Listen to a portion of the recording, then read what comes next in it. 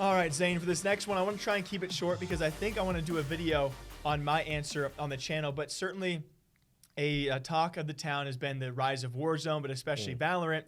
And I want to ask you, of all the esports / games out there, which is most likely to die with the rise of Valorant?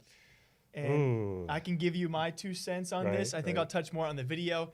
I think there's a wide variety of games that probably could be addressed here, whether it's Apex Legends, whether it's Fortnite, whether it's Overwatch. And my pick is actually going to be a game like Overwatch. That would be my first call Would too. Yeah, honestly, because we've already seen a fall off. Overwatch definitely had like this really amazing launch. It got that mainstream appeal. Overwatch became like this juggernaut where people are in love with the characters. Disney XD, baby. Yeah. But like the problem is it didn't really have the legs. I think they waited way too long to get some like single player content in there, to incorporate a variety of multiplayer content. We're seeing that they're planning to include a little bit more of that with Overwatch 2, but we still don't know when Overwatch 2 is coming per se. It was set for late this year, right? And now we don't know. Now we don't know. And I think I booted up Paladins yesterday, actually. Is that real? Sorry to interrupt you. Is that kind of close to Overwatch? Yeah, it's very, very That's what people similar. are saying. Yeah. And I just booted it up because it's been like years since since I touched it last. And I was just looking at how many playable characters they have that are all unique and varied play styles. And I was like, wow, they've dropped like so many characters in the time that Overwatch has dropped like 1. They've dropped like 2 or 3, and which you could argue for or against. Yeah, for and against, of course. But I think that's a core part of the reason why something like Paladins will probably have much larger tail than something like Overwatch. Because the content just isn't there all the time to keep people involved. And certainly the casual player base plays a huge thing. Then we've already talked about competitively, esports-wise, OWL. Heading into this season, they lost so many talent, and they lost another handful of pros. And now with the rise of Valorant, losing even more pros. Yeah, there's screenshots going around. They're just list of like all those. Dude, yes. I'm so glad we have like the same timelines configured on Twitter. I saw like Overwatch over online chess, which you talked about. I saw some weird games like Overwatch was below. Rocking like 7, 8, 9K concurrent total viewers. It's nuts to see the drop off from when it had like one of the biggest launches in gaming like ever. Yeah. Like made like literally, I think they made over $1 billion easily.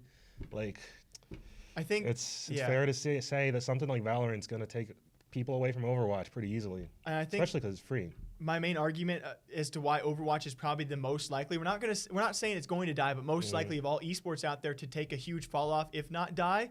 And again, it takes a lot for an esport to kill another esport. We haven't really seen that yet, right? Yeah, never. Unless you want to count PUBG Mobile killing PUBG, but that's a different day. But why I actually usually argue Overwatch over Fortnite, because Epic Games still has the money. If they wanted to keep their scene alive for a long time, they could. They still have the players, the creators. On top of that, controller players and console players aren't going to be leaving Fortnite for Valorant. For 2 reasons, people aren't going to be leaving Fortnite, or at least not as many, because it's not as much of a crossover.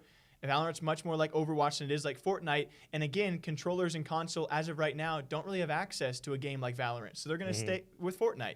And the money is there. The money will keep Fortnite alive for a long, long, long time. And so that's why I usually argue Overwatch is more likely to die than Fortnite. Apex could too, though. Yeah, I think Apex has a little bit more of a shot in the fact that, first of all, it's free to play. I think it would be excellent on Blizzard's part. True. That's a huge one. Yeah, good point. If Blizzard could bring Overwatch free to play, I think they definitely could. They've made to add that to my notes. So much money on it so far, and the game is already cheap as heck most places. And as much of $20 isn't a lot, but there's a big difference between $20 and free. Huge, dude. Yeah. Apex, Warzone, Fortnite, Valorant, free. I think free is like it's the move. Absolutely. And later this year, I believe we're going to see Crossfire come to consoles too. So consoles are going to have that a similar tactical shooter to engage in. Obviously not on the same level as something like CSGO or Valorant, but that's going to be free as well. And who's going to want to play Overwatch when you've got all these other options everywhere? Yeah. A lot of angles on this one, guys. So we agree. Me and Zan have agreed. A rarity on the podcast. That most likely if an esport were to die, we're going to argue that it would be Overwatch because of Valorant. What do you guys think?